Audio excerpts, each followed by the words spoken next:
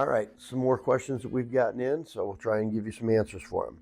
Should I get the carpentry work on my soffit and fascia done before or after the roof is replaced? Generally, you'd want to kind of do it at the same time or after. When we're doing the roof, we do need a good fascia board on the roof because we're going to put a drip edge along the edge, the bottom edge of the roof, and that goes over top of the fascia board.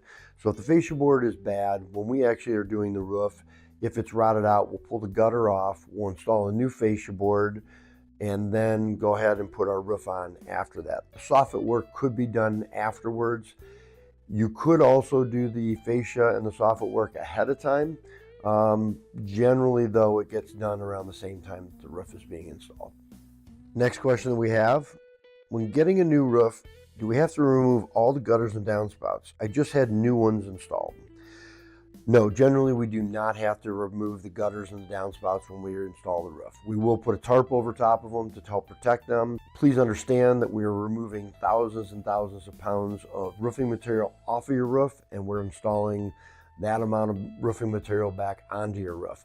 We're going to do our best to make sure that we're not scratching or denting your gutters. There is always a small chance something could happen. If we severely damage something, we will of course replace it. But I do recommend not getting gutters and downspouts before you're getting ready to replace a roof. I also do not recommend painting your house before you're getting ready to replace your roof. Both of those things are best done after the roof has been replaced. Anything that needs to be done below the roof line, whether it's gutters, painting, landscaping, any of those items should all be done after the new roof is installed and not before the new roof is installed.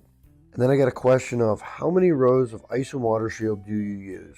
We're basically going to go with what the Ohio building code requires. And what that code calls for is we need to go 24 inches to the interior of the house for the ice protection.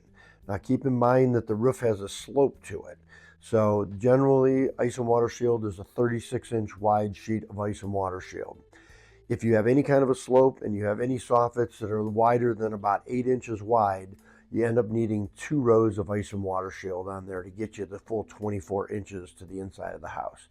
Certain situations have a real low slope or they have trouble spot areas. In those cases, sometimes we'll go even higher with the ice and water shield. We've worked on projects where there's a lot of valleys that come together in one area. There's a lot of snow accumulating up there in the wintertime, and in those areas, a lot of times we'll go 9 and even 12 feet high with ice and water shield if we know that is an existing problem for the homeowner or the building owner.